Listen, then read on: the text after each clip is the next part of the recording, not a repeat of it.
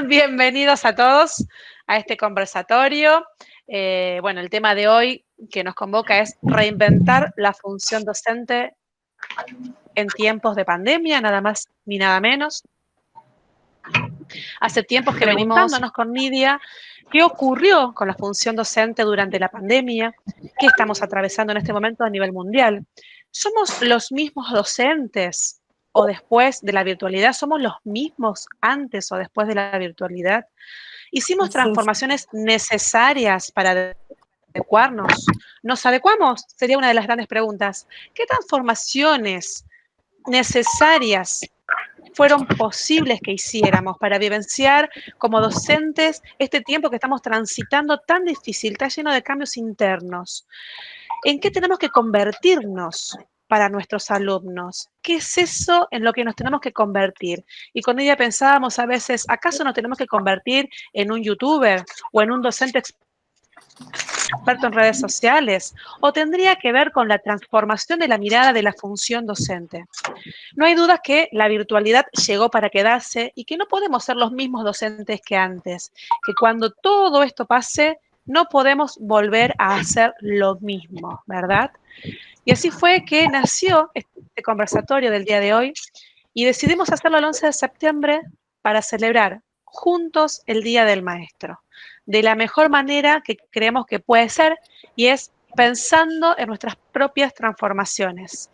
Y decidimos convocar a nuestro querido amigo Pedro para que nos ayude a pensar y reflexionar al respecto.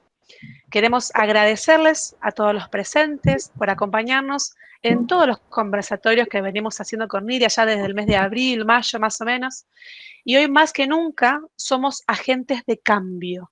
Y nuestro único objetivo en estos espacios de reflexiones es que seamos células que se multipliquen en cada uno de los ámbitos de la profesión. Así que bueno, bienvenidos. Nidia, te dejo la presentación.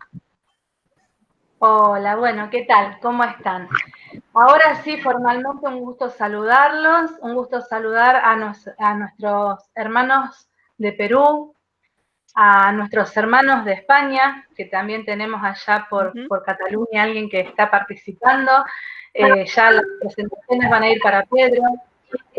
A nuestras queridas amigas y queridos amigos que siempre nos acompañan. Estamos hoy sumamente agradecidos con la presencia de todos ustedes y reflexionando sobre tus dichos, Gaby, desde la docencia, en estos momentos nos estamos pensando, reinventando, replanteando y reformulando, si se quiere. Hoy no solo los alumnos y las alumnas aprenden desde casa, sino que también desde la docencia habilitamos procesos de enseñanza-aprendizaje desde otro espacio, que no es la escuela, es tu casa, es mi casa, es la casa del otro, es otro el espacio. Pero justamente no somos los docentes seres aislados, ni animadores de fiestas, ni de showrooms. Somos profesionales de la educación en presencia y en virtualidad. La escuela se construye colectivamente. Por ende, entre todos debemos favorecer estos constructos para que posibiliten la formación de comunidades profesionales, comunidades de aprendizaje, habilitando espacios y habilitando al otro, porque solo de este modo podemos avanzar en la construcción de los espacios comunes que redunden en beneficio de nuestros alumnos y de nuestras alumnas.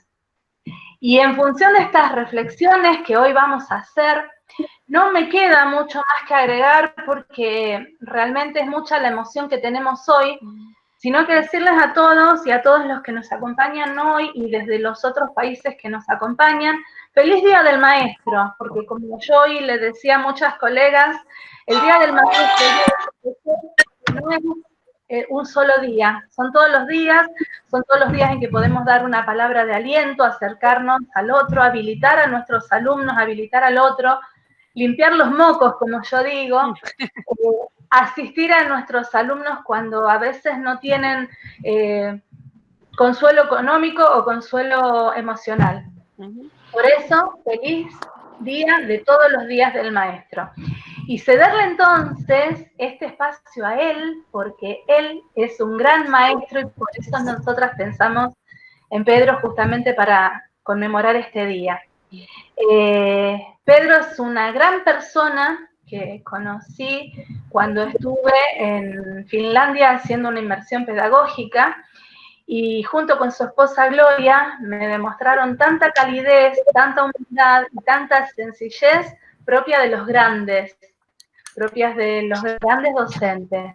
Entonces, sin preámbulo, ya lo estamos presentando a Pedro Navareño Pinadero, cuyo desempeño en las aulas tiene unos 22 años, 18 años de maestro de primaria, docente de GB, 4 años de escuela secundaria como orientador, docente en maestrías y de profesorado. Ha impartido numerosos cursos de formación para docentes y directivos. Pedro es licenciado en Filosofía y Letras, licenciado en Filosofía y Ciencias de la Educación, máster en Evaluación Educativa, ex codirector de la Cátedra Scalae para la Innovación Educativa de la Universidad de Málaga, asesor y consultor internacional en la educación de la UNESCO, investigador de la educación en educación, miembro del Comité Científico Instituto Scalae para la Calidad de la Enseñanza y Aprendizaje, y como súper frutilla de postre, nos acompaña hoy desde España. Te damos entonces una calurosa bienvenida a la República Argentina, Pedro, y puntualmente a nuestra querida ciudad de Rosario. Bienvenido, bienvenido y muchas gracias por tu generosidad de siempre, Pedro. Bienvenido. Gracias. Bueno, gracias, buenos días. Después de buenos días allá, casi ya buenas tardes por todos sitios, ¿no? Bueno, yo quisiera en primer lugar, naturalmente, agradecer a Gabriela y a Nidia esta oportunidad, ¿no?, de hablar de lo que llevo más de 42 años haciendo el centro de mi vida, que es la educación. Muy especialmente también quiero agradecer a los compañeros que nos acompañan, ¿no?, porque creo que su presencia demuestra que todavía tienen esperanza, que todavía pensamos que podemos cambiar el mundo, ¿no? Y si no podemos cambiar el mundo, como decía Freire, seguramente podamos cambiar a los que sí puedan hacerlo, ¿no? Por tanto, me uno a esas felicitaciones a todos los docentes argentinos, ya que en otros países se celebra en otros días, y todos aquellos que nos estén viendo. Realmente una presentación de este tipo y un conversatorio de este tipo, con todo lo que está cayendo y lo que está sucediendo, te invita a muchas reflexiones, ¿no? Si les confieso, no sabía muy bien por dónde empezar. Yo creo que los preámbulos que nos han planteado son bastante interesantes y ya se han tocado aspectos que son fundamentales. Yo quisiera empezar con una breve reflexión y entramos en las cuestiones y en la temática concreta que se nos planteaba para este conversatorio. Yo creo que debíamos hacer una reflexión, en primer lugar, para entender la importancia y la trascendencia que tienen las crisis en los procesos de desarrollo humano. Las crisis son unos momentos excepcionales para que podamos aprender y descubrir que realmente todo lo que pensábamos que era inmutable, todo lo que pensábamos que iba a ser así toda la vida, un simple virus invisible ha cambiado el rumbo del mundo y el rumbo de todo lo que estaba sucediendo. Ha puesto en entredicho todas las fortalezas y todas las debilidades que tiene el sistema educativo, el sistema económico, el sistema social y demás. Y nos ha colocado en una tesitura realmente complicada. Cuando uno lee y analiza cuáles eran las situaciones de los docentes en América Latina, por centrarnos un poco en ese espacio, también en otros lugares. Pero especialmente ahí uno descubre que había una crítica ya profunda al sistema, porque se entendía que la escuela que tenemos no responde a la sociedad que tenemos. Tenemos una escuela anticuada, tenemos un currículum absolutamente trasnochado.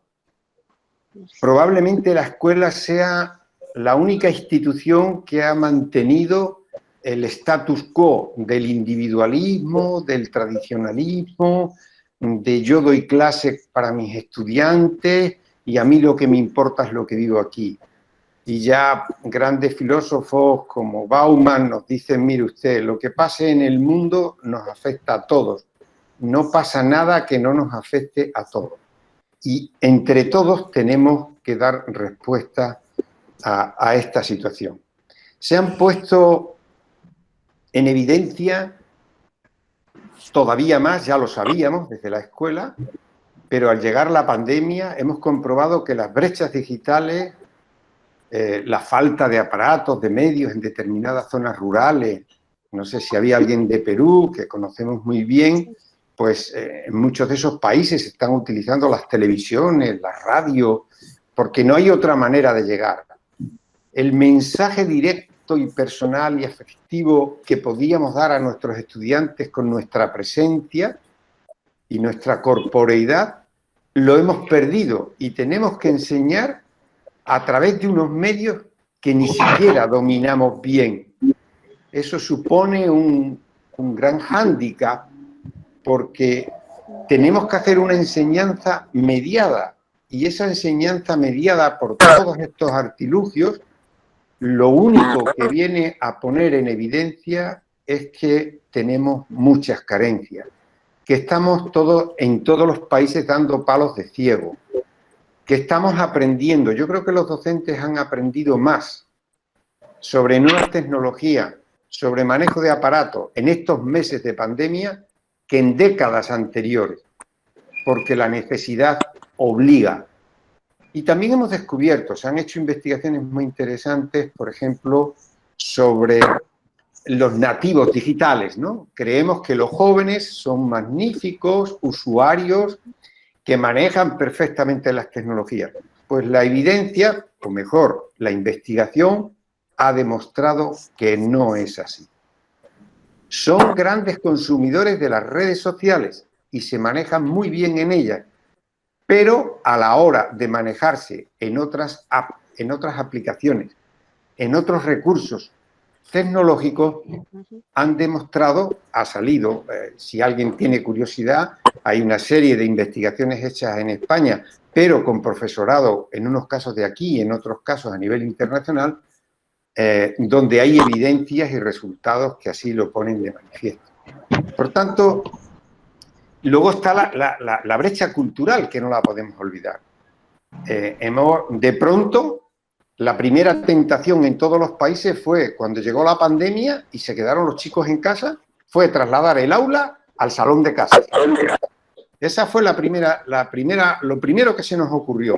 Y empezamos a enviar las actividades que teníamos previstas, porque tampoco nos dio tiempo a mucho más, con el fin de que los papás hicieran en la casa lo que nosotros hacíamos en la escuela. Eso era insostenible. Poco a poco se fue reflexionando y se fueron cambiando todas estas perspectivas. Claro, los chicos que tienen en casa un maestro o una maestra, que su papá es maestro o maestra, o tiene estudios o tiene una capacidad, han podido recibir una ayuda. Pero ¿y los pobres que no? ¿Qué hacemos con ellos? ¿Qué está pasando? Las cifras de abandono, cuando uno revisa estadísticas en distintos países, están siendo brutales. Porque siempre los problemas y todas las brechas a quien más perjudican son a los que más lo necesitan. Entonces, la brecha económica, la brecha pedagógica, todas las brechas que quieran colocarles ahí y todas las pedagogías. Por tanto, esa escuela que nació centralista, transmisora, seleccionadora, individualista, sigue en vigor en muchos países. Sigue de verdad caminando por las aulas. mientras la sociedad camina por otros derroteros completamente distintos. Ahora con Internet uno puede escuchar y puede ver por dónde van todas estas cuestiones.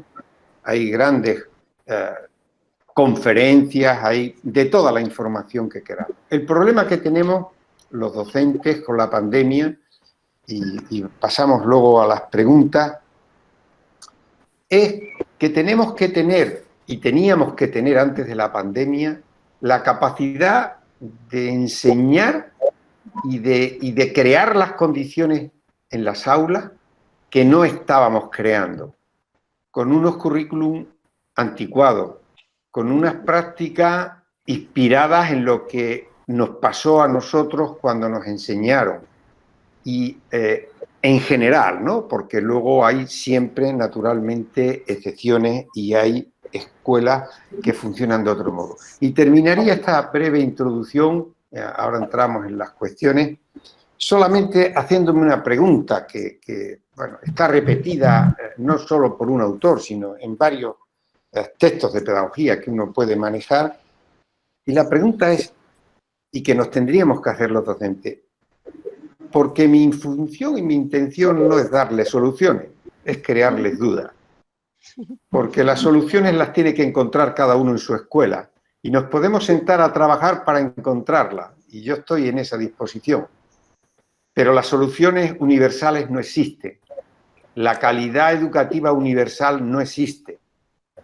Existe la calidad en contextos y en tiempos concretos en cada espacio y en cada lugar.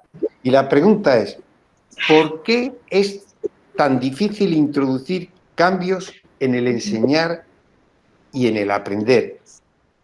¿Y qué entendemos por enseñar? Porque si empezáramos a hablar y a tratar de reflexionar y encontrar respuestas, probablemente seríamos capaces de avanzar y de hacerlo de un modo efectivo y eficaz, ¿no? Por tanto, tenemos un panorama bien complicado, ya lo teníamos y la situación de pandemia lo ha venido a agravar y ha venido a sacar nuestras vergüenzas, nuestras debilidades, nuestras faltas de formación, porque lo que hacíamos en el aula creíamos que se quedaba en el aula, pero ahora lo que hacíamos en el aula lo están viendo los papás en los salones. Y cuando ha llegado alguien con sentido crítico y ha empezado a ver esas guías, esas propuestas de actividades, en muchos casos se habrán horrorizado y habrán descubierto que realmente para esa función de entregar, de seguir un libro de texto, de seguir actividades, realmente no podíamos haber estudiado tanto, ni haber trabajado tanto, ni haber presumido tanto de lo que hacíamos. Dando todo el respeto, Alain Touraine decía siempre que los problemas que tiene la escuela no son responsabilidad del maestro, son responsabilidad de los sistemas. Nosotros estamos en un sistema constreñido que nos condiciona la autonomía de los centros. Ahí están los informes internacionales de la OCDE sobre autonomía, se pueden mirar y se puede encontrar que realmente los niveles de autonomía son muchísimo más bajos de lo que dicen todos los sistemas. Por tanto, digamos que estamos en esa situación compleja y vayamos con las cuestiones. Sí, Lidia, sí, la verdad que lo que nos estás diciendo, Pedro, es yo creo que nos quedamos todos en silencio porque estamos pensando en nuestros lugares de trabajo y reflexionando qué estamos haciendo, ¿no? En esto que dijiste, antes quedaba todo dentro del aula y ahora es público, ¿no? La educación dejó de ser privada en algún punto, dejamos de estar dentro de un salón, ahora es público, todo el mundo puede ver lo que hacemos y lo que no, y estamos siendo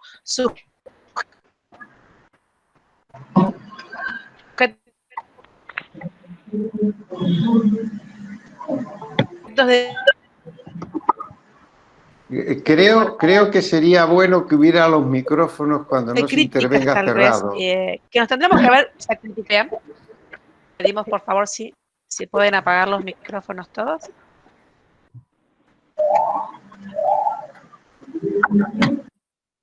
Lidia, ¿estás ahí? Ahí estamos. Sí, Gaby. Tendrá la cámara apagada. Te cedo la palabra para que empieces a preguntar, Gaby, si algunas cosas que se me están ocurriendo. Perfecto. Sí.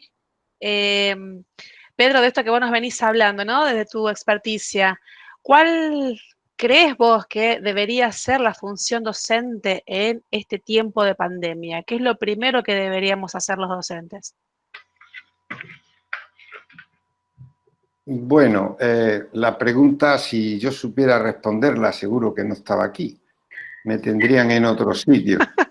Pero vamos a hacer un ejercicio de reflexión sobre qué tendríamos que hacer, pero teniendo en cuenta la pandemia y la no pandemia, porque realmente la función docente yo creo que debemos tenerla clarificada. Y lo que ha variado o debe variar en estas circunstancias es la forma de hacerlo, porque ya no va a ser directa, sino que va a ser mediada por las tecnologías, por lo que enviemos a los estudiantes. Pero en esencia, nuestro papel, nuestra función como docentes debe ser siempre la misma. Bajo mi punto de vista, las funciones serían, las voy a ir enumerando y voy a ir comentando algo y luego si alguien quiere, pues podemos profundizar, ¿verdad? Bien. Para mí la primera y la principal función de un docente es acoger, cuidar, afectiva y emocionalmente a cada alumno, a cada personita que tenemos detrás de esas caritas que tenemos en nuestras aulas, para ofrecerle la seguridad y la confianza necesaria para que sea capaz de construirse como persona y de construir su propio proyecto de vida. Y ahí nos tenemos que poner a su lado para ayudarle. Otra función fundamental y que puede parecer simple y que ya la venimos haciendo, pero tiene un matiz importante.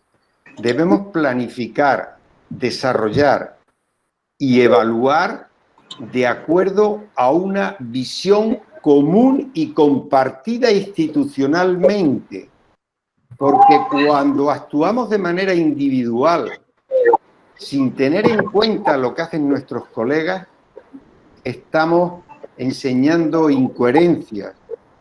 Estamos a veces como el paño de Penélope, unos hacemos y otros deshacemos. Esto es muy sencillo. Si yo, dependiendo de los niveles educativos, y entro, chico, lo importante que quiero, si soy profesor de matemáticas, es que me haga bien las matemáticas. No me importa mucho tu orden o tu escritura. A mí resuelve bien los problemas, que es lo que a mí me interesa. Y hay un compañero o una compañera que lo que está haciendo es intentando desarrollar unos valores, unas actitudes de limpieza, de orden, y yo paso por encima de todo eso, lógicamente estoy desmontando el trabajo que hacen todos ellos. No sé si tenemos los compañeros de Perú, pero Perú tiene, no conozco en el caso de Argentina tanto, he trabajado más en ese ámbito con Perú, pero Perú tiene en su currículum nacional el perfil de egreso, las competencias, si lo queréis de un modo más general, la persona que queremos formar. Porque esto nos ahorra muchos debates y muchos problemas. Miren, en mi experiencia durante 15 años supervisando centros educativos, una de las razones fundamentales que encontraban a la hora de organizarse en los centros eran los debates entre profesores sobre cómo hacer determinadas cuestiones, organizar los repartos de alumnos, los horarios, tomar decisiones de disciplina, etcétera, etcétera. Y si uno se pone a observar, lo que encuentra es que cuando nos ponemos a debatir sobre lo que pensamos, sobre lo que creemos cada docente, va a suceder que no nos vamos a poner de acuerdo, porque nuestras creencias, nuestras ideas, nuestras teorías, como habla Claston, del mundo, con las cuales vemos el mundo, no son difíciles de modificar. Solo he encontrado la solución a lo que se plantea en Perú. Pongamos en el centro de la mesa al estudiante, lo que necesita y lo que le interesa para formarse como persona. Y pensemos cada uno, desde nuestra experiencia, cómo podemos contribuir a ese logro. Por tanto, planificar, desarrollar y evaluar, pero con un norte común y compartido que hemos construido con toda la comunidad educativa. Por otro lado, entre las funciones de los docentes y en esta situación que tantas posibilidades nos va a brindar de reflexionar, debemos romper con el aislamiento docente, que está relacionado con lo anterior, trabajando de manera colegiada. Nos tenemos que implicar en construir lo colectivo desde el trabajo individual, como Philippe Mérieux explica a lo largo de su libro, el Frankenstein educador y todos otros muchos trabajos que hay al respecto. Y también romper con el aislamiento institucional. Cada escuela debe encontrar sus soluciones, pero puede compartir con otras escuelas, puede trabajar en red con otros, que a lo mejor ya pasaron por determinados caminos que cada uno tenemos que transitar y nos podemos ayudar entre todos. Voy a seguir un poquito, a reducir un poquito la explicación de cada punto. Otra función sería asegurar en cada escuela la colaboración y el trabajo en equipo, construir el sentido de escuela. Y eso hay que hacerlo fundamentalmente. Finlandia, una de las características de su profesorado es su alta capacidad y su alta formación en investigación. Investigación para encontrar soluciones prácticas a lo que nos pasa en cada escuela, que a veces no nos vale lo que han descubierto otros.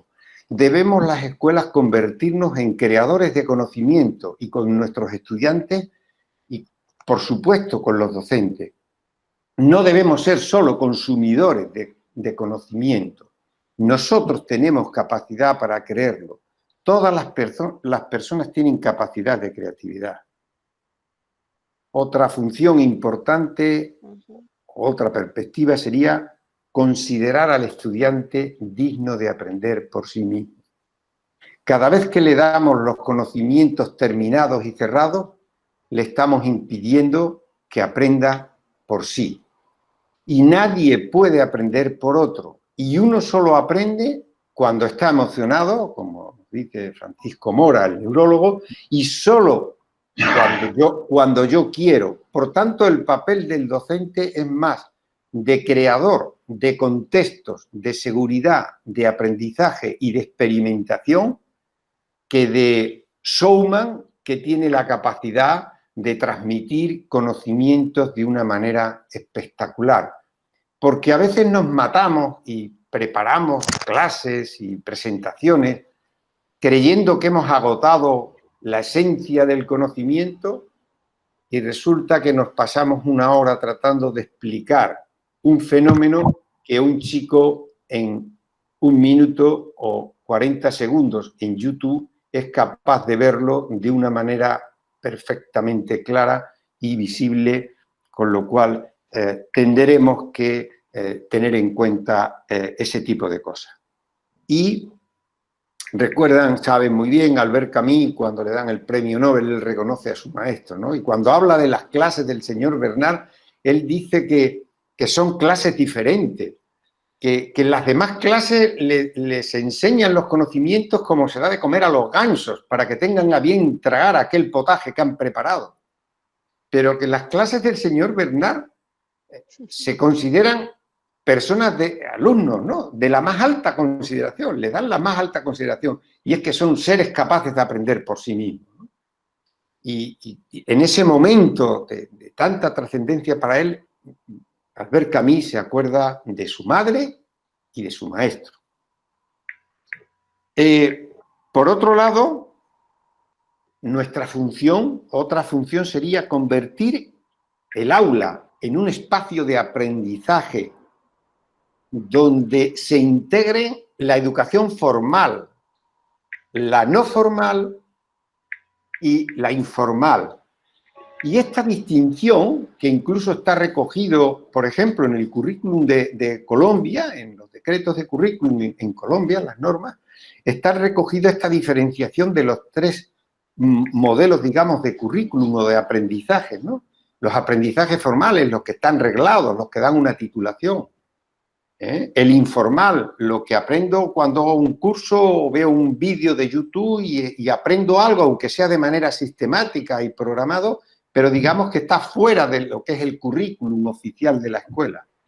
Y lo no formal, lo que aprendo en la calle, lo que aprendo cuando viajo, lo que aprendo cuando voy a un cine y veo una película y soy capaz de abstraer y sacar aprendizaje de ella. Por tanto, convertir el aula en ese espacio donde lo que hablábamos de la seguridad, de la confianza, y el aula no es lo que hay entre cuatro paredes. Ahora las aulas están distribuidas en las casas de cada estudiante. Y no sé por qué, pero sí he observado que se utiliza poco, en lo que he podido conocer, el que los estudiantes colaboren entre ellos. Parece que somos nosotros el sol del mundo y que radiamos el conocimiento y la luz al resto.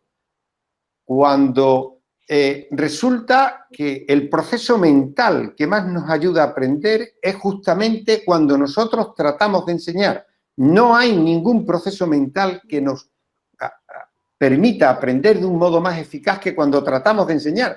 A lo mejor por eso los maestros que hacemos tanto esfuerzo por enseñar, estamos aprendiendo tanto.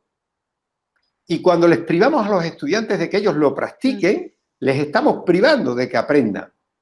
Y la utilización para que ellos, entre ellos, se comuniquen en la medida que sea posible. Aquí, lógicamente, hay que entender las dificultades que hay. Pero a la hora de plantear actividades, plantear que ellos puedan seguir trabajando en grupo, que puedan seguir interactuando. No les voy a citar lo de McKinsey, ¿no? Las características comunes que tienen los sistemas mejores del mundo, ¿no?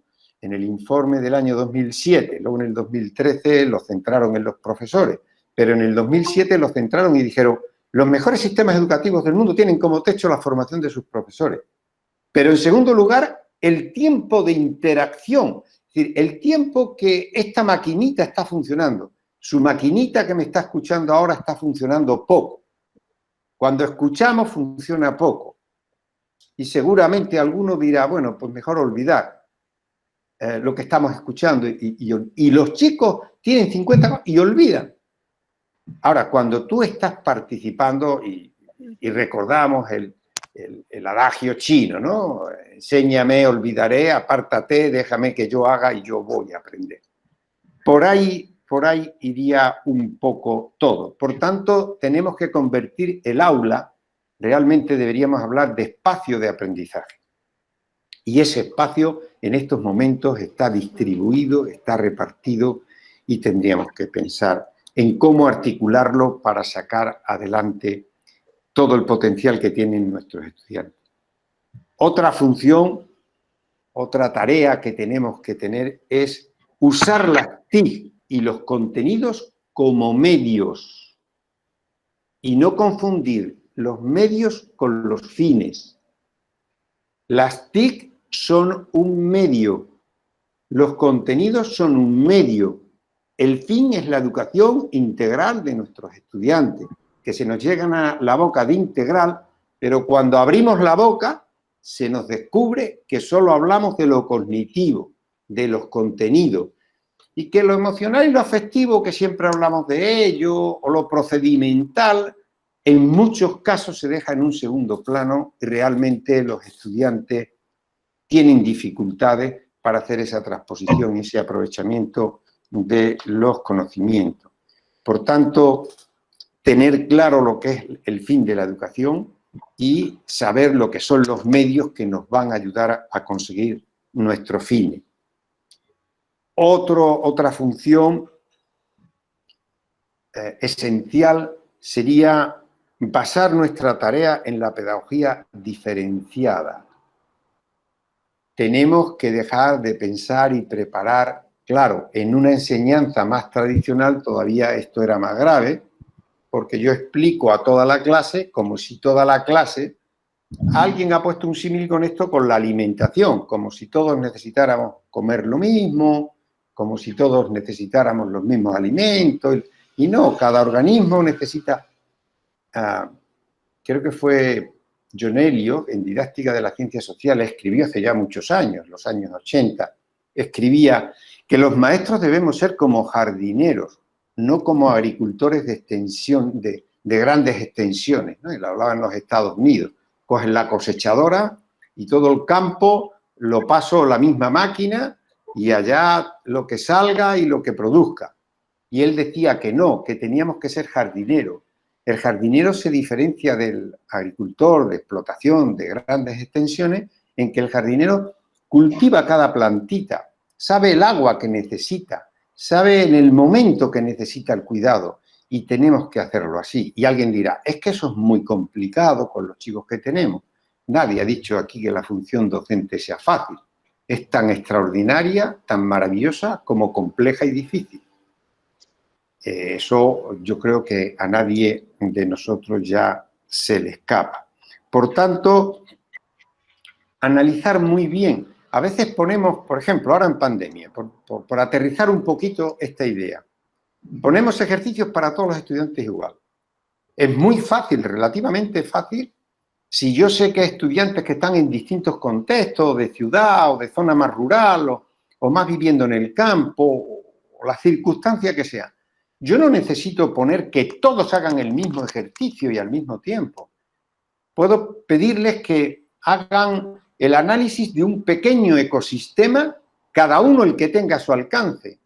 Es decir, plantear actividades que sean abiertas, que permitan la individualización, la personalización, de que cada estudiante pueda dar sus respuestas y que todas sean igual de bonitas y de ricas. Y cuando las ponemos en común, además no nos aburrimos y no hay que preguntar solo a uno porque el resto tendría que haberlo hecho igual de bien que uno, sino que cada uno ha hecho la suya y esa diversidad de visiones le vamos a dar la oportunidad. Nos decían en Finlandia, Nidia, que allá, desde que entran los chicos en la escuela, les dejan que tomen un tema de su interés como referencia que van a ir trabajando a lo largo de su escolaridad, para que puedan centrarse y tener una motivación intrínseca, un interés que les ate al esfuerzo y al trabajo de estudiar. Y solo un par de cuestiones de funciones más de manera muy breve. Educar bajo la ética colectiva y para la justicia social. Nuestra función es actuar de esa manera. Adela Cortina, una catedrática de ética y moral de la Universidad de Valencia, hace muchos años que nos enseñó en la ética colectiva. Decía que en las empresas, en las organizaciones, no basta con tener ética personal. Hay que trascenderla y enseñar bajo una ética colectiva que tendremos que acordar y que tendremos que establecer en la propia institución. Hay algunas instituciones, yo me ha tocado colaborar con alguna que me lo ha demandado, de construir un código ético, que es muy importante, para que todos tengamos claro una serie de principios que vamos a respetar, porque cuando nosotros respetamos a los estudiantes, yo estoy seguro y la experiencia dice que los estudiantes también nos respetan a nosotros. El respeto es una cuestión mutua y por tanto es muy importante. Y por último, y en términos generales, pasar de la pedagogía de la queja, de la crítica sistemática a todo lo que nos mandan a hacer, a todo lo que tenemos que hacer, y no digo que en ocasiones se tenga razón, a una pedagogía de la esperanza. Freire, por favor, pensemos que somos capaces, que tenemos medios y que si nos lo proponemos podemos avanzar. Y con eso creo que he hecho un recorrido de lo que yo considero que son funciones esenciales.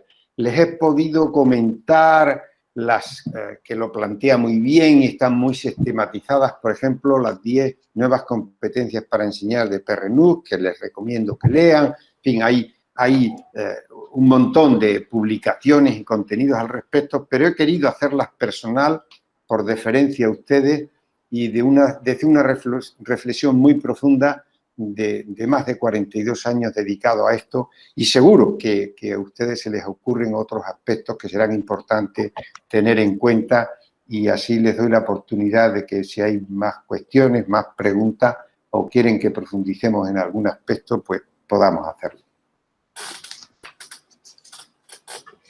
Sí, tenemos algunas preguntas que nos está haciendo la audiencia. Excelente, te escucharemos. Sí. Excelente, Sí. no. Sí, Nidia. Bárbara, a través de la experticia de Pedro, de la experiencia de tantísimos años dedicado a la educación, la verdad que nos ha dejado, como dijo Gaby hoy tempranito, con la boca cerrada para escuchar tantas cosas interesantes. Y a la vez, por ahí vamos recibiendo algunas preguntas que nos habían hecho algunas personas ya en las previas, como por ejemplo, cómo poder motivar a estos estudiantes a través de las pantallas, y no solamente, es un poco lo que estuviste hablando hace un rato, pero no solamente vale para la virtualidad, sino también para la presencialidad. Y si, bueno, pudieras hablarnos algo. Sí. Matizamos un poquito esto. A ver, la motivación nace de un estado de ánimo. Tenemos que ser capaces, si hacemos esa acogida, si los estudiantes nos ven con verdadero afecto. Acá los estudiantes, hace unos años, ¿no? Ya han pasado los años y los términos van cambiando, pero acá lo mejor que te podían decir tus estudiantes es que eras un tío legal. Esa expresión tan vulgar que utilizan ellos, y ellos utilizaban la expresión de tío legal para el profesor, que les escuchaba, que no repetía ejercicios y le tenían que decir los alumnos, no, profe, que esos ya los hicimos, que esos están de no sé qué, que nos ha vuelto a decir lo mismo. Entonces, ellos toman nota, desde los más pequeños a los más mayores. Y yo creo que una de las cuestiones fundamentales para la motivación de los estudiantes es que nosotros les tengamos presentes, que les demos la consideración de que son personas capaces de pensar. Me imagino que conocen el proyecto de Francesco Tonucci, La ciudad de los niños. La ciudad de los niños tiene como esencia que los niños tienen la capacidad de dudar, de preguntar, de plantear y de criticar todo lo que hacemos los mayores. Y él cree que a través de eso las ciudades podrían ser mucho más humanas y mucho más vivibles. Las aulas serían mucho más vivibles y serían estaría mucho más motivados nuestros estudiantes si nosotros les preguntamos. Casi siempre somos nosotros los que preguntamos a nuestros estudiantes lo que les hemos enseñado, pero no les preguntamos nunca de qué les gustaría aprender, cómo se sienten, cómo están de ánimo, cómo ellos lo harían, cómo ellos harían algunas de las cuestiones que nosotros queremos hacer. Recuerdo en un colegio que hacían el día del centro, acá es la costumbre, ¿no? Un día al año se hace el día del centro, actividades, vienen los papás, se hacen gincanas, una serie de actividades durante todo el día, ¿no? Y los chicos, cuando ya pues, van siendo un poquito mayores, empiezan a cansarse, porque casi todos los años se repiten muchas cuestiones, empieza a resultar aburrido, ya tienen otros intereses con las chicas, y ya se aburren un poquito de todo esto, ¿no? Y me decían en el equipo directivo y los docentes, oye, ¿y qué hacemos? Que cada año cuando hacemos esto estamos notando que los mayores ya se implican menos, en fin, toda una serie de quejas. Y les pregunté y les dije, ¿se os ha ocurrido preguntar que se hagan ellos responsables de algunas actividades con tiempo, preguntándoles para tenerlas bien organizadas y supervisadas por vosotros, pero que las propongan ellos, que las gestionen ellos y que sean ellos los que hagan el aporte en vez de que venga todo de arriba hacia abajo? ¿Por qué no algo de abajo hacia arriba? Bueno, pues a los 2 o 3 años que volví al centro y seguían naturalmente celebrándolo, Les volví a preguntar y la respuesta fue muy sencilla. Descubrimos que los estudiantes tienen personalidad, capacidad de crear, capacidad de aportar, y cuando se les da la responsabilidad, de vez en cuando nos dan lecciones que todos debemos aprender. Por tanto, la motivación está. Si yo voy, lo que decía antes de las actividades, en la evaluación, ¿por qué en la evaluación siempre preguntamos lo que nosotros queremos que sepan y nunca les preguntamos que nos expliquen lo que ellos saben? Incluyan en todos los ejercicios, cuando hagan evaluaciones con los estudiantes, pregúntenle que expliquen algo de lo que saben. Ahora, en pandemia, en algunas instituciones con las que estoy colaborando, les he propuesto que los chicos hagan, que esto lo han hecho en algunos sitios, lo que pasa es que cuando se hace muy rutinario, a veces se tergiversan las actividades. Pero hacer diarios reflexivos de cómo han vivido esta situación les sirve para explayarse, para expresarse, para encontrarse a sí mismo y hacer un uso útil de afectividad y de motivación. Pues yo también lo he sentido, me he sentido aburrido. Hay una página web en Cataluña muy interesante y han hecho una serie de situaciones que luego pregunta y viene una psicóloga y explica la respuesta, y es un pequeño ejercicio que tú vas respondiendo, te ponen una situación problema y vas respondiendo. Pues bien, yo creo que si tenemos presente a los estudiantes, si les preguntamos, si les ofrecemos oportunidades, pero no para que hablen y digan y luego yo hago lo que creo que tengo que hacer, porque eso lo van a notar rápidamente y van a acabar de responder muy pronto, porque ellos van mucho más allá a veces que nosotros. Si nosotros somos capaces de crear un ambiente de confianza, de seguridad, de confiar, tenemos que confiar en nuestros estudiantes. A veces estamos prevenidos por lo que oímos en los medios de comunicación. Yo utilizaba mucho, y termino con esto, esta parte, una diapositiva sobre cómo son los jóvenes.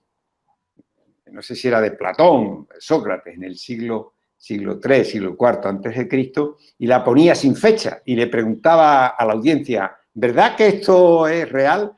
Los jóvenes son apáticos, no respetan a los mayores, solo son ególatras, solo piensan en ellos, no respetan.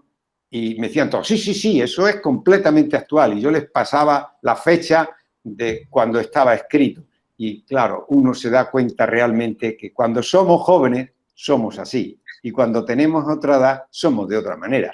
Y lo importante no es que nosotros que estamos en contacto con ellos no perdamos esa perspectiva de la realidad y del sentido. Por tanto, motivar es acercarse, es acoger, es diversificar las propuestas para que puedan sentirse a gusto, para que puedan expresar lo que les gusta, para que puedan investigar en aquello que realmente... Hay una autora, Esther, bueno, el apellido es impronunciable, americana, que tiene una conferencia, creo que está en Telefónica, interesantísima, sobre cómo construir las personas más inteligentes del mundo, las personas que a más han llegado.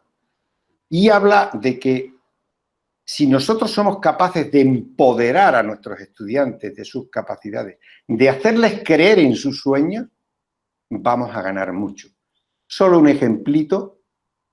Google dedica los trabajadores 20% del tiempo lo tienen libre a diario para hacer lo que quieran.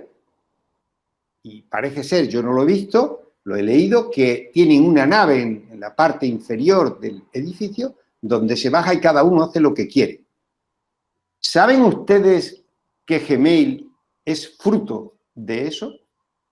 Y todas las herramientas que desarrolla Google, y que todos vamos detrás diciendo ¡qué maravilla! Les damos nosotros... podríamos seguir con el ejemplo del ordenador, ¿no? El computador que se puso, ¿no? Lo del agujerito en la pared, ¿no? El experimento que se hizo en la India con un computador a niños que no lo habían visto nunca y que fueron capaces, a través de un agujerito, capaces de manejarlo de manera natural. Por tanto, motivar es tener afecto, es tener cariño, es mantener unos lazos afectivos para que nos crean y para que se crean en la condición y en la capacidad de poder transmitir y de poder implicarse en la construcción de su propia persona. Nosotros tenemos que crear esos espacios para que ellos puedan desarrollarse. Bien. Gaby, ¿tenés alguna pregunta ahí? Perfecto, Pedro. Sí, tengo una pregunta que tiene que ver con esto, ¿no? Justamente de los lazos afectivos, que es una pregunta recurrente en muchos docentes, de cómo sostener este vínculo pedagógico afectivo, por sobre todo en niños pequeños, tal vez que es más difícil, a través de esta virtualidad, donde el docente está acostumbrado a abrazar a sus niños, a agarrarlos, a llevarlos de la mano, donde los chicos te agarran. ¿Y cómo hacemos con la pantalla, no? Cuando no se puede. ¿Cómo sostenemos este lazo? ¿De qué manera se puede retrabajar un poquito más, tal vez, o hacer más foco? Yo te soy sincero y lo veo muy complicado, ¿no? Lo veo muy difícil, es una tarea ardua. Yo siempre que pienso en esas situaciones creo que tenemos que ganarnos una complicidad. Y la complicidad es la corporeidad y el abrazo y la mirada a los ojos. Yo veo ahí unas imágenes pequeñitas, pero nada que ver cuando yo estoy en una sala en directo con las personas. Mi lenguaje corporal no puede llegar porque apenas se me ve ahí la imagen de la cabeza, ¿no?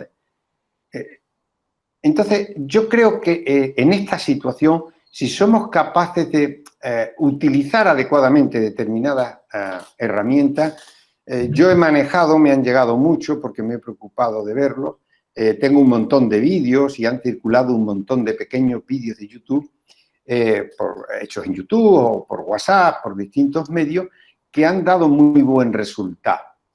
Porque se puede personalizar un mensajito muy sencillo para enviar a nuestros estudiantes. Entonces, jugar con las herramientas para manifestarles de manera personal, clara y directa, una vez a la semana, contándoles un cuento, simplemente contándoles un cuento y pronunciando sus nombres en determinados momentos, buscarnos la complicidad de las mamás. Mira lo que me acaba de enviar tu profe. Vamos a escucharlo, porque si está solo el niño probablemente se distraiga. La mosquita que pasó se lo llevó la imaginación.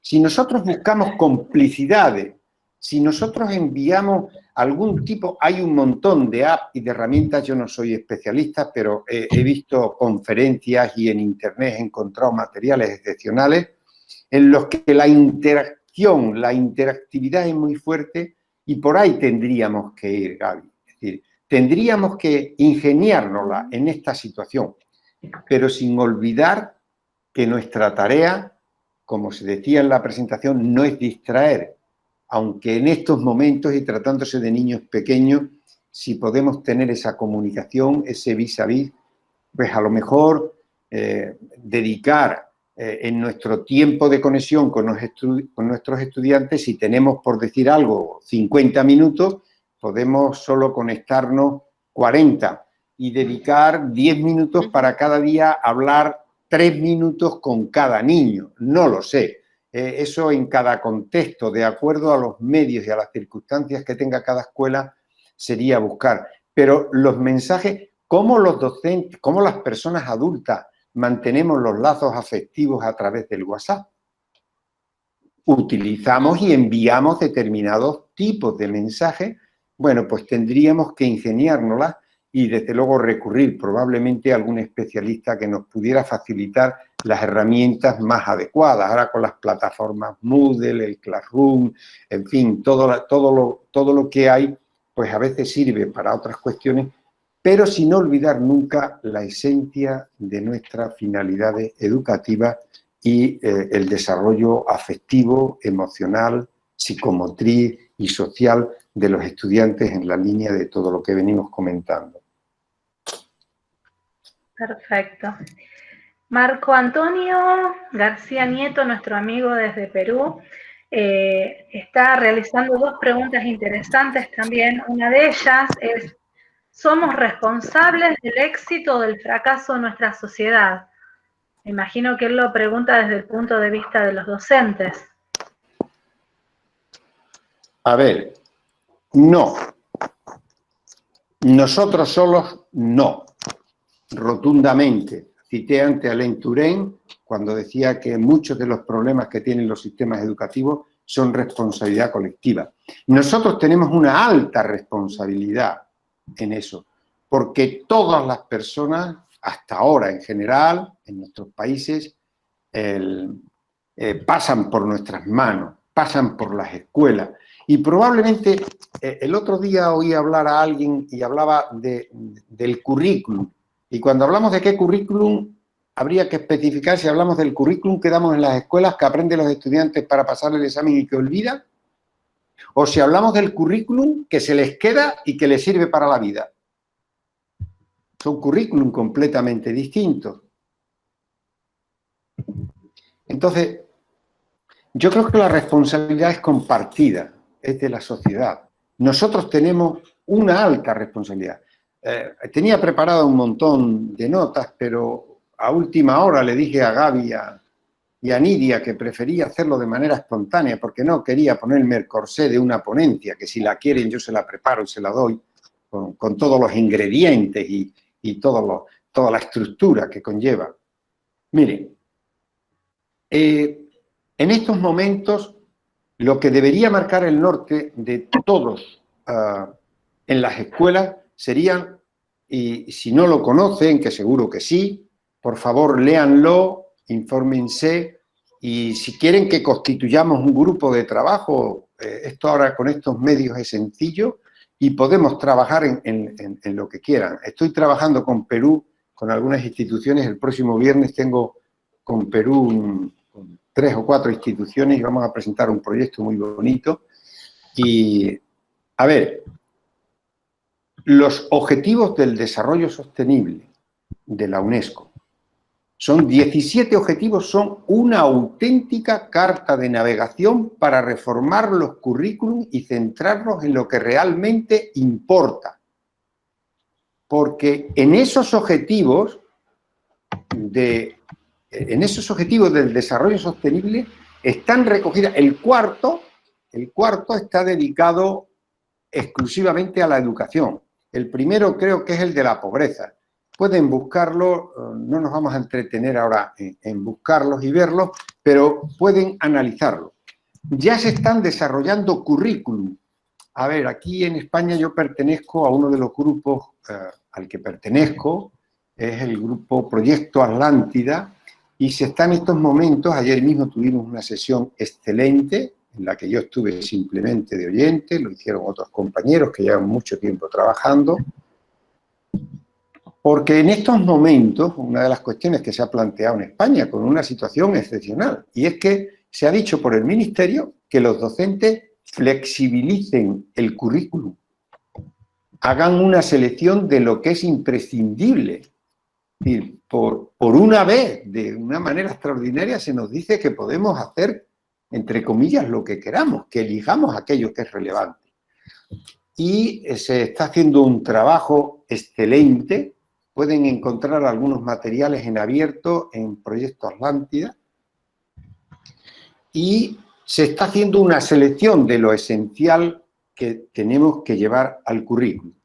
Y ahí, en esos objetivos, están las grandes responsabilidades que socialmente se tienen.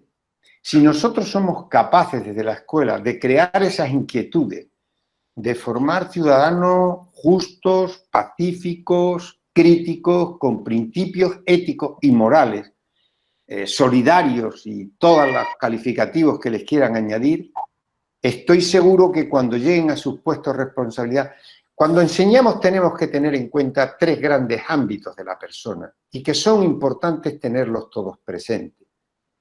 No solo es nuestra función formar para el trabajo, para el mercado de trabajo, ahí vendría Giroux, vendría Apple, vendría Freire, vendrían tantos autores a decirnos de la pedagogía crítica que eso no es, pero tenemos que formar para que sean personas, para que creen un proyecto de vida, para que socialmente sepan ser ciudadanos críticos y responsables. Y, por supuesto, para que tengan capacidad de incorporarse, desempeñar un trabajo, de trabajar en un equipo. Están muy de moda todas las soft skills, ¿no? Todas las habilidades blandas, de saber cooperar. Y de esto, a veces en la escuela, no creamos las condiciones. Y si queremos que aprendan a trabajar en equipo y que se respeten unos a otros, tenemos que hacer mucho trabajo en equipo. Y ahora probablemente tendría que ser a través de los medios. Por tanto, ¿somos responsables del éxito de la sociedad? No. La sociedad en su conjunto. Los medios de comunicación están condicionados por la publicidad que vende. En estos momentos, si se quiere leer sobre estas responsabilidades, por favor, entren y escuchen alguna conferencia de, si me acuerdo lo diré, el norteamericano este que está tan mayor,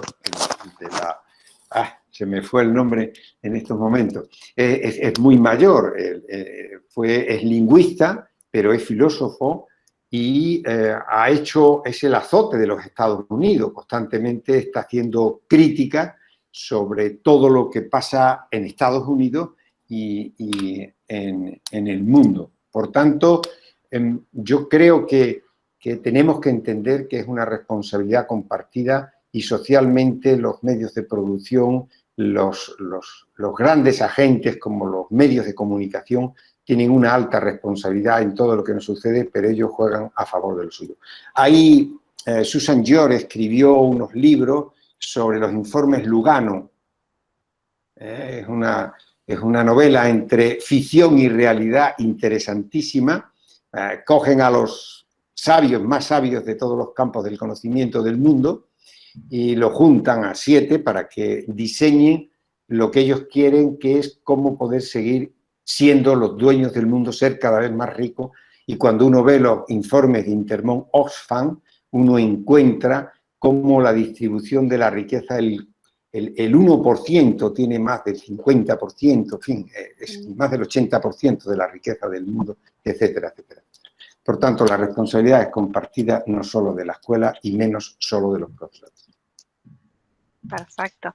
Pedro, ¿te referías a Noam Chomsky? Cuando Noam Chomsky, a él. Gracias. Sí, sí. Gracias. No, por favor. Esto ya es la edad, el Alzheimer. No, por favor, Pedro. El licenciado Ricardo Rabaroto, que es directivo de una institución de escuela media de nuestro medio, reflexiona: en estos tiempos de pandemia se puede ver y conocer la calidad de docente de la institución. Todo pasa por la ética profesional y la dedicación del mismo para salir adelante. Los alumnos lo ven y lo saben, con quién realmente trabajan y aprenden y con quiénes no.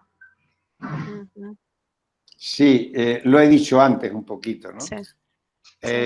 Como era el Día del Maestro, yo tampoco quería amargarles mucho el día, ¿no? Y acá se dice entrar un poquito el dedo en el ojo, ¿no? O en la llaga. A ver, este es un problema serio. Este es un problema muy serio. Yo he vivido afortunadamente digo afortunadamente porque para mí fue una experiencia increíble, he vivido casi 4 años en Colombia, visitando escuelas, trabajando con docentes, he dado innumerables conferencias en distintas universidades, en distintas instituciones y mi mujer es maestra de allá.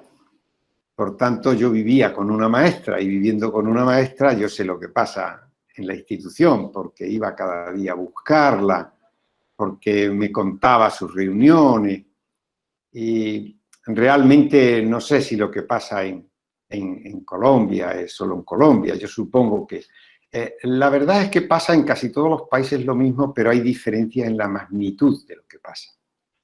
Es decir, aquí en Europa hay corrupción o en España hay corrupción, pero a veces la magnitud de lo que conocemos hay algunas diferencias, ¿no?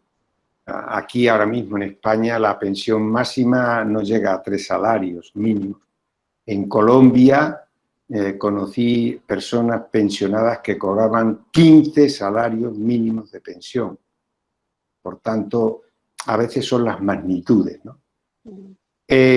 El tema del profesorado es muy delicado. Allí he conocido profesores con 3 empleos, pública por la mañana, privada por la tarde y universidad por la noche. Yo he sido incapaz de hacer más que una cosa a lo largo de mi vida. Tenía iniciada la tesis doctoral en el año 95 con todos los cursos y todo hecho para terminarla. Entré a trabajar en el servicio de inspección y me absorbió tanto que yo no fui capaz de hacer las 2 cosas a la vez. Seguramente es mi falta de capacidad y mis limitaciones personales, pero no fui capaz de hacerlo.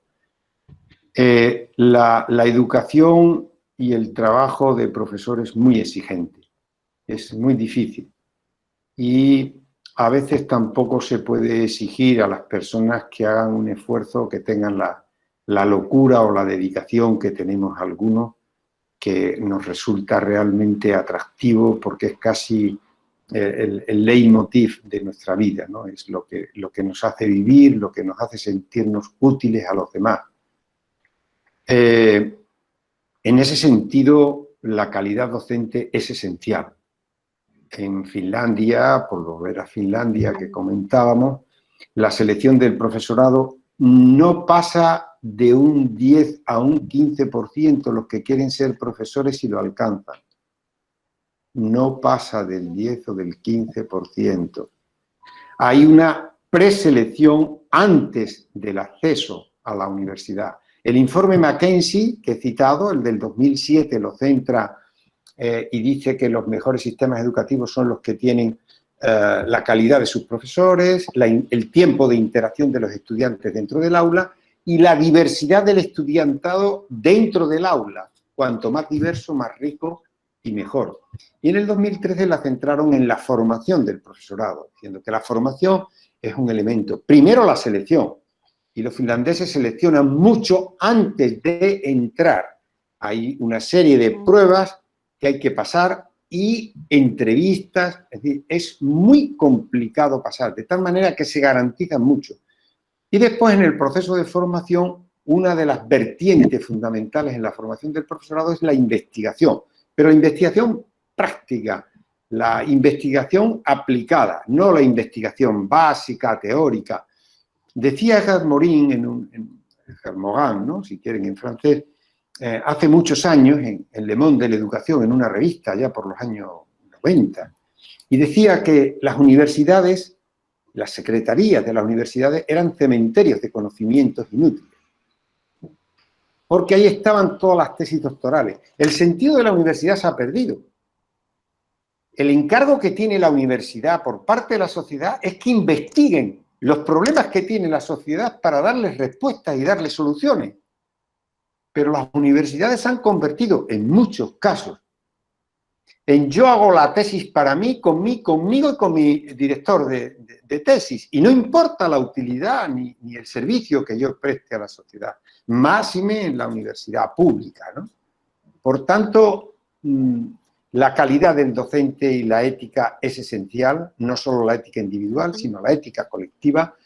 Y esto, en la medida en que cumplimos esas funciones que yo he planteado de un trabajo colegiado, digamos que se puede crecer. Hay un libro de Michael Fullan y Hargreaves sobre capital profesional que explica muy bien muchos de los fracasos.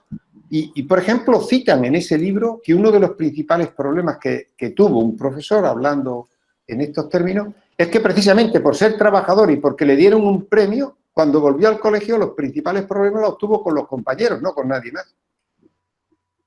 Uno de los problemas que tenemos cuando destacamos, a mí, en fin, que no es significativo, que seguramente lo tenía que hacer, como decía antes, por mi falta de capacidad y mis limitaciones, me dijeron más de una vez que si creía que yo iba a heredar la institución en la que trabajaba o si creían que a mí me iban a dar algún premio especial por dedicarle más tiempo. Es un tema muy delicado, muy difícil, hay muchas razones, faltan incentivos profesionales. Michael Fullan, Hargreaves en ese libro hablan de las balas de plata y entre ellas hablan que los experimentos que se han hecho, por ejemplo, en Estados Unidos de subir los sueldos, no son suficientes para motivar a los docentes. Hay otras motivaciones intrínsecas que son mucho más importantes. Porque cuando trabajamos de manera colectiva, cuando afrontamos grandes retos y nos apoyamos entre todos, eso que tenemos todos ahora mismo en la imaginación, las comunidades profesionales de aprendizaje o las comunidades de prácticas que habla Oangel y tantos autores sobre el desarrollo de todo esto. Por tanto, hay medios para ayudar a subir la calidad del profesorado, a generar esa capacidad profesional docente que debemos construir entre todos, porque la responsabilidad de la educación de los estudiantes en una institución educativa es compartida, es de todo. Les podía contar anécdotas de ir por un pasillo y que un chico dé una patada a una puerta cuando volvemos del descanso y pasen 3 profesores y 2 se hagan los locos y se vayan y uno se enfrenta al chico. Y después le dicen, bueno, pero si ese chico no es tuyo, ¿cómo que no es mío? ¿Es que hay algún chico en una institución educativa que no es mío? Son todos nuestros. Por tanto, el mí, conmigo y yo, mis estudiantes y mi aula, el propio lenguaje nos embauca a una situación que debemos superar y desde luego tiene toda la razón el compañero, la calidad docente es esencial. Y si no tengo la calidad y no tengo el gran interés, por lo menos debo tener el compromiso y la implicación de, si me pagan por una tarea, cumplir con lo básico establecido. Y como mínimo, como decimos acá, no poner los palos en la rueda a los que sí quieren trabajar, porque esta es otra cuestión. Esta es otra cuestión, cómo se deciden en las instituciones educativas las grandes decisiones. Cuánta verdad. Realmente. ¿Sabes qué? Me hiciste acordar, Pedro, en toda esta locución que ibas diciendo, cómo nos marcaron a fuego en Finlandia cuando nos decían, y esto que vos hablabas recién de los profesorados, en Finlandia se marca a fuego que están educando a niños y a jóvenes que son el tesoro del país. Por lo tanto, son el futuro de la nación. Entonces, en tanto y en cuanto tengamos internalizado estas cuestiones y tomémoslo como que están en nuestras manos un diamante en bruto, entiendo que ahí va a ser mayor el compromiso de los futuros docentes ante esta formación. No vamos a ser docentes por serlo y por vamos a hacer esta carrera por hacerla. Tenemos que hacerlo por el compromiso con una sociedad que espera que podamos poner en tela de nuestro país, poner en nuestro país aquellos niños, esos hombres futuros que van a ser los dirigentes de nuestros países. Sí, sobre eso, evidentemente, ellos lo tienen muy claro y tiene un gran prestigio social la función docente. De hecho, sabéis que, por ejemplo, con los datos que nos dieron, ganamos más los profesores españoles que los finlandeses, porque siempre se cuenta la historia de que ellos ganan más. No. Con datos en la mano que nos entregaron, gana más un profesor en España.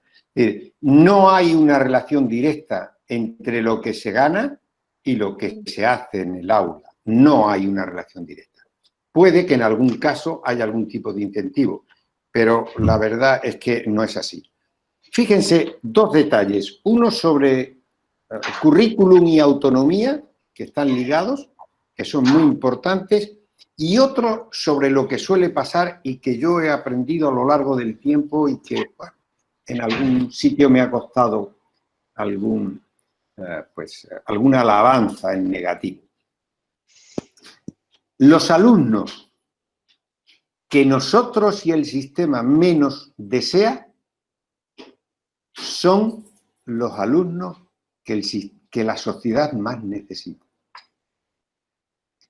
Sí, los alumnos que menos queremos los docentes, el indisciplinado, el subversivo, el que no trae los materiales, el que no hace nada, ese es el que más necesita la sociedad que la escuela lo atienda. El darwinismo escolar. Expulsamos del sistema con cierta facilidad y tan pronto podemos, y en muchos casos, dependiendo de diferentes escuelas públicas, privadas y demás. Hay una frase de un filósofo, creo que sueco, no recuerdo el nombre, que dice que la resistencia de una cadena es la resistencia del eslabón más débil. Y yo les digo, la resistencia de una sociedad es la resistencia de los más débiles. Mientras haya personas que no tengan para comer ni techo donde cobijarse, va a haber violencia, va a haber robo, va a haber ocupación de vivienda, va a haber de todo. Y esa es una cuestión esencial, claro. Por eso no valen los sistemas educativos de unos lugares para otros, porque el sistema educativo finlandés funciona en Finlandia con una sociedad de pocos habitantes, de un alto nivel de vida, etcétera, etcétera. Por eso siempre insisto, las soluciones a cada escuela y en cada contexto tenemos que construirla. Yo, en lo que les estaba diciendo antes del trabajo que vengo realizando y que vamos a tratar de trabajar ahora con algunas escuelas, ya estoy trabajando con algunas en Colombia y probablemente lo hagamos también en Perú, hay un departamento y algunas instituciones que están interesadas, es establecer un ciclo de innovación y mejora educativa sostenible desde la práctica docente, ¿no? Basada en las comunidades profesionales de aprendizaje. Y hacemos un pequeño recorrido y nos planteamos cómo podemos hacer precisamente para desarrollar sistemas que ayuden a todo esto. Y sobre el currículum, solo decirles, los currículum en Finlandia, en España tenemos el contrario completamente. Los currículum largos y prescriptivos no tienen sentido, están desfasados. Lo ideal es tener un currículum que establece de manera precisa y clara lo que queremos alcanzar, qué tiene que saber la persona, qué actitudes, qué principios, y dar una mayor autonomía a las instituciones y a los docentes. Eso, claro, exige una alta responsabilidad y un gran compromiso. Libertad y responsabilidad son dos caras de la misma moneda y deben ir de algún modo juntas para que no se produzcan otro tipo de situaciones que, por más que se trate de controlar, realmente lo único que se hace más bien que controlar con grandes currículum es encorsetar los aprendizajes y las prácticas docentes, impidiendo que realmente podamos avanzar. Y el que es muy celoso dice, no, que tengo que acabar el temario, que tengo que...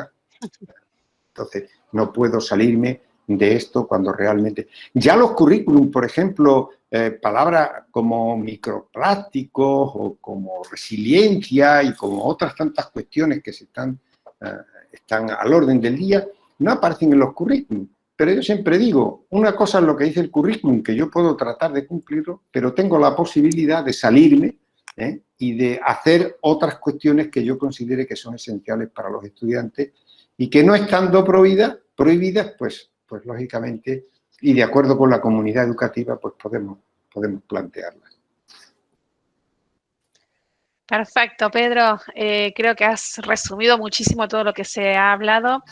Había una sola preguntita que quedó dando vueltas de Marco Antonio García Nieto, también un amigo de Perú, que preguntaba ¿qué debemos desaprender, aprender y reaprender en estas circunstancias de pandemia? Creo que algo se ha ido diciendo, pero si lo querés hacer como un breve resumen, como para ir terminando, si nadie más quiere preguntar. Sí, lo primero tenemos que desaprender que nosotros no lo sabemos todo. Que por muchos que prepares una clase no significa que los alumnos van a aprender mucho. Que los alumnos no aprenden lo que enseñamos, que aprenden lo que aprenden. ¿Vale? Sí.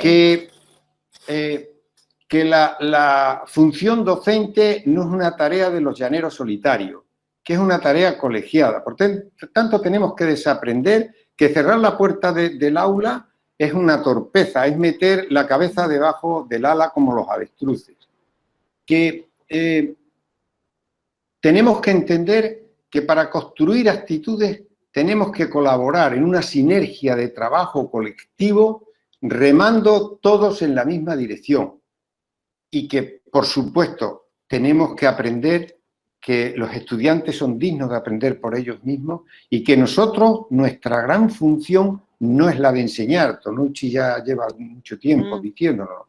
Nuestra tarea no es la de enseñar. Nuestra tarea es crear las condiciones necesarias para que nuestros estudiantes puedan desarrollarse. Por tanto, pensemos más en crear condiciones, en abrir ventanas, en estimular a nuestros estudiantes, en darles confianza y seguridad para que experimenten. Tendría que haber en todas las aulas un rótulo grande que dijera: el error es positivo, a los que nos criaron en aquello de que temblabas a la hora de que te preguntaran porque si te equivocabas ibas a hacer el ridículo, se iban a reír de ti, a veces hasta el propio docente. Entonces, tenemos que romper con todas esas ideas que tanto nos han encorsetado y pensar que la educación es una tarea de dedicación, de respeto al estudiante, de tener confianza en él, de creer que ellos pueden y de crear esas condiciones para que cada uno desarrolle sus máximas potencialidades, porque si no lo hacemos así, estaremos haciendo un flaco favor y también a nosotros. He visto salir a muchos docentes o algunos docentes de sus aulas llorando de incapacidad por no afrontar una situación.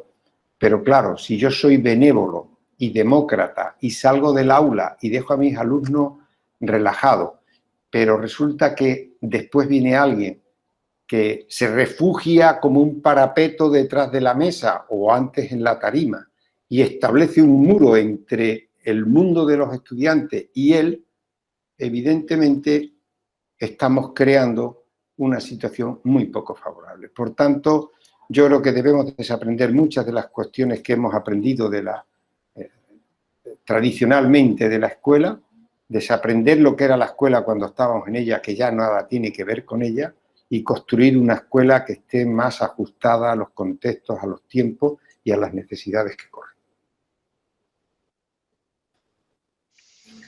Excelente. Nidia, no se te escucha.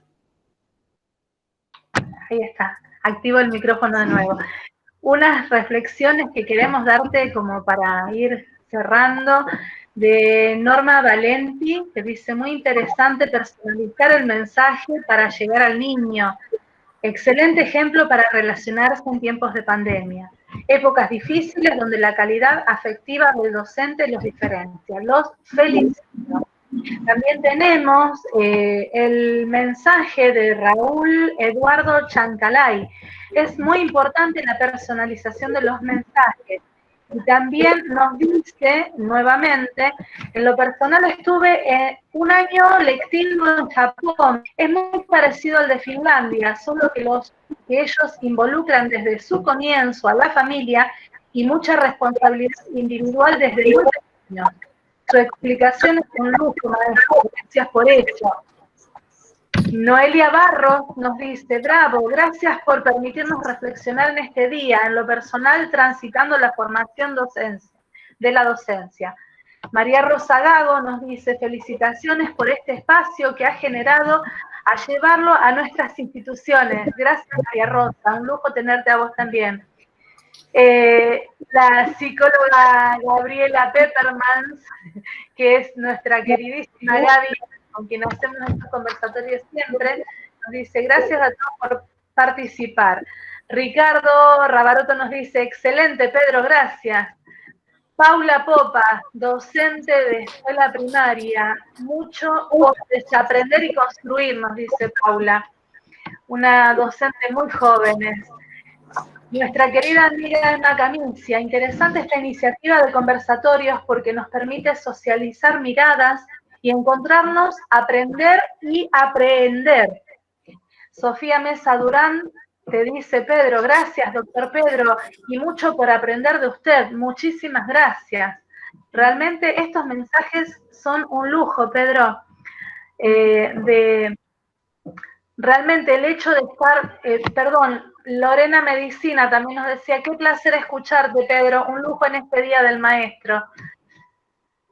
Nosotros estamos muy, muy felices desde ya de haber podido compartir todo esto contigo y con todas las personas que nos están acompañando. Iba recibiendo mensajes en el celular que decían que muchas personas nos querían ver. Bueno, nuevamente lo vamos a emitir a esto por el canal de YouTube, los canales de Gaby y el niño, porque realmente hay mucha gente interesada y a lo mejor están en jornadas laborales en este momento. Tenemos un mensaje de Laura Nóbrega desde Cataluña que dice, ahora en una parada de bus cerca de Zaragoza. Así que también es muy lindo para nosotros que resuenen todas estos dichos de amigos que están aquí. Marco Antonio García Nieto dice, feliz día del maestro argentino, viva nuestra profesión que es la mejor en responder a esta pandemia. Así es. Bueno, pues yo si queréis cierro con un par de cositas muy rápidas. Sí, Pedro, todo tuyo. Sí, sí.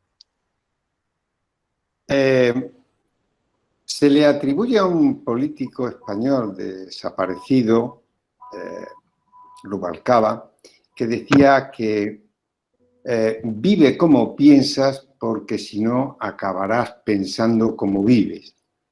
Es muy importante, lo he oído esta mañana en la radio, pero yo tenía aquí algo muy importante de Frank Outlot, que dice que vigiles tus pensamientos porque se convierten en palabras.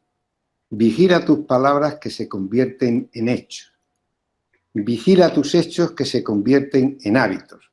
Vigila tus hábitos porque se convierten en forma de ser. Y vigila tu forma de ser porque se convierte en tu destino. Y recordando a Facundo Cabral, al que tanto admiramos, no hemos citado a algunos grandes, pero Facundo lo vamos a citar ahora, dice, el que no ama lo que hace, así lo haga todo el día, es un desocupado. Buenas tardes y muchas gracias. Muchísimas gracias, Pedro. Un lujo tenerte, Pedro.